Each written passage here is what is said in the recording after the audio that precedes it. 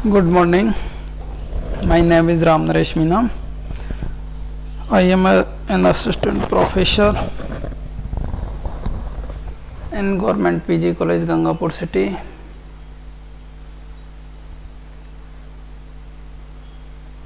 Today we will discuss about advantage of negative feedback.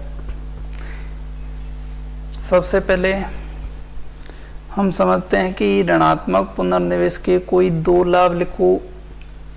इसे मैं आपको क्यों समझा रहा हूँ, क्योंकि हम देखते हैं कि लास्ट ईयर के जो क्वेश्चन पेपर में इलेक्ट्रॉनिक्स के 2019 का ओल्ड क्वेश्चन पेपर का जो पहले क्वेश्चन का जो 7वां पार्ट है उसमें लिखा हुआ है कि ऋणात्मक पुनर्निवेश के कोई दो लाभ लिखो।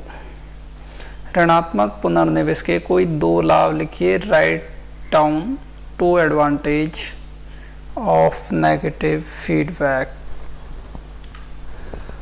सबसे पहले हम समझते हैं कि ऋणात्मक पुनर्निवेश को समझने से पहले पुनर्निवेश को समझते हैं। पुनर्निवेश क्या होता है, फीडबैक क्या होता है, ये कितने टाइप के होते हैं, उनमें ऋणात्मक पुनर्निवेश उसके क्या प्रॉफिट होते हैं, क्या एडवांटेज होते हैं। तो सबसे पहले हम समझते हैं फीडबैक। पुनर्निवेश होता क्या है। किसी विद्युत नेटवर्क के निर्गम आउटपुट से उसके निवेश इनपुट में ऊर्जा के स्थानांतरण को हम पुनर्निवेश या फीडबैक कहते हैं। समझ में आया कि आउटपुट का यदि कुछ पार्ट किसी नेटवर्क के इनपुट में वापस स्थानांतरित कर दिया जाए तो इस सिस्टम को हम पुनर्निवेश या फीडबैक कहते हैं। जब किसी प्रवर्धक एम्पलीफायर निर्गम से कुछ अंश या संपूर्ण वोल्टता हो या धारा हो, चाहे वोल्टता के रूप में हो या धारा के रूप में हो, लेकर पार्शियली हो या पूर्णतः हो, उसके निवेश में पुनर्निवेश वापस स्थानांतरित कर दिया जाए तो इससे प्रवर्धक की कार्य क्षमता परिवर्तित हो जाती है। तो ऐसे प्रवर्धक को, ऐसे एम्पलीफायर को हम पुनर्निवेशी प्रवर्धक कहते हैं। ऋणात्मक पुनर्निवेशी को समझने से पहले हम समझते हैं कि पुनर्निवेशी जो पुनर्निवेश होते हैं वो कितने प्रकार के होते हैं। तो ये दो प्रकार के होते हैं। पहला पॉजिटिव फीडबैक यानी धनात्मक पुनर्निवेश, दूसरे शब्दों में कहें रीजनरेटिव या पुनरुत्पादक। दूसरा ऋणात्मक पुनर्निवेश नेगेटिव फीडबैक या डीजनरेटिव विपोषी पुनर्निवेश। सबसे पहले समझते हैं हम फर्स्ट टाइप को, धनात्मक पॉजिटिव पुनर्निवेश क्या होता है। जब प्रवर्धक के निवेशी परिपथ में मूल संकेत तथा पुनर्निवेशी संकेत एक ही कला में हो तो हम निर्विष्ट जो संकेत का जो परिमाण है उसमें वृद्धि पाते हैं। चूंकि दोनों समान कला में है, सेम फेज में है, तो परिमाण में एम्पलीट्यूड में वृद्धि होगी। इससे हमें क्या मिलेगा, वोल्टेज गेन या करंट गेन, कहने का मतलब लब्धि गेन बढ़ जाता है, उसकी जो लब्धि है वो बढ़ जाती है। इसी प्रकार के पुनर्निवेश को हम धनात्मक पुनर्निवेश कहते हैं। धनात्मक पुनर्निवेश से प्रवर्धक की लब्धि में वृद्धि होने के कारण हम इसका उपयोग, जो पॉजिटिव फीडबैक है उसका उपयोग दोलित्र ऑसिलेटर के रूप में करते हैं।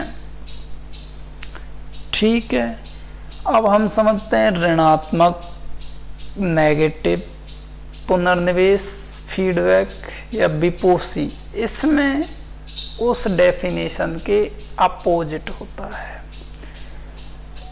जब प्रवर्धक के निवेशी परिपथ में जो मूल संकेत होते हैं और साथ ही जो पुनर्निवेशित संकेत होते हैं वो आपस में विपरीत कला में होते हैं।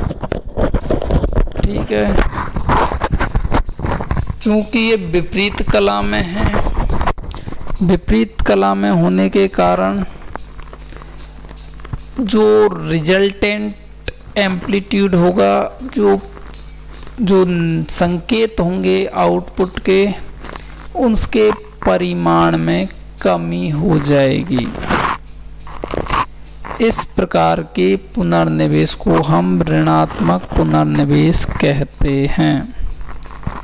यद्यपि ऋणात्मक पुनर्निवेश से प्रवर्धक की लब्धि का ह्रास होता है, डिक्रीज होती है, उसका एम्पलीट्यूड, जो एम्पलीट्यूड है बढ़ने के बजाय घट जाता है, परंतु इससे प्रवर्धक में विरूपण, जो डिस्टॉर्शन होता है उसमें कमी होती है।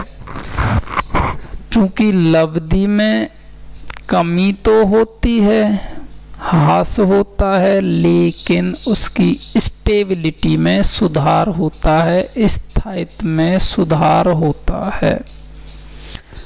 आवृत्ति अनुक्रिया फ्रीक्वेंसी रेस्पॉन्स, कहने का मतलब लब्धि को यदि बाई एक्सिस पर और फ्रीक्वेंसी को एक्स एक्सिस पर यदि ग्राफ बनाएं तो जो फ्रीक्वेंसी रेस्पॉन्स होगा उसका जो मान होगा, उसका जो ग्राफ होगा पहले की तुलना में उत्तम होगा। कहने का मतलब जो फ्लैट वाला जो रीजन होता है फ्रीक्वेंसी रेस्पॉन्स में वो काफ़ी ज़्यादा होगा, तो हम कह सकते हैं कि फ्रीक्वेंसी रेस्पॉन्स अपेक्षाकृत उत्तम होगा। निवेशी और निर्गम प्रतिबाधाओं को इनपुट इम्पीडेंस और आउटपुट इम्पीडेंस, जैसा कि मैंने लास्ट क्लास में आपको बताया कि इनपुट इम्पीडेंस क्या होता है और आउटपुट इम्पीडेंस में आप पिछली कक्षाओं में जाके देख सकते हो।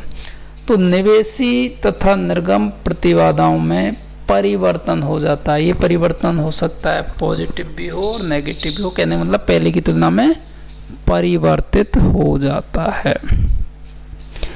तो अब आते हैं हम मेन क्वेश्चन पर। मेन क्वेश्चन क्या कहता है कि ऋणात्मक पुनर्निवेश के कोई दो लाभ लिखिए। पहला हो गया कि लब्धि का स्थायीकरण,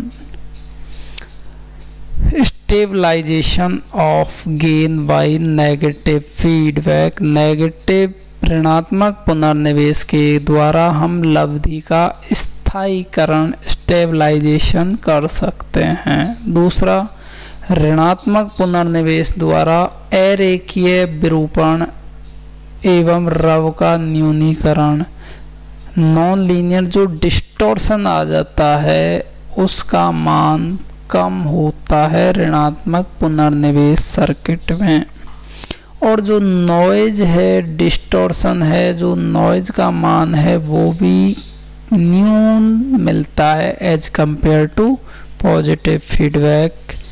नेगेटिव जो फीडबैक है वो नॉइज का और डिस्टॉर्शन का रिडक्शन करता है। इसी प्रकार तीसरा, यदि हम एडवांटेज देखते हैं तो हमने अभी आपको बताया कि ऋणात्मक पुनर्निवेश द्वारा आवृत्ति अनुक्रिया में सुधार होता है। चूंकि फ्लैट रीजन ज़्यादा होता है जो ग्राफ होता है, तो हम कह सकते हैं कि बैंड चौड़ाई में वृद्धि होती है।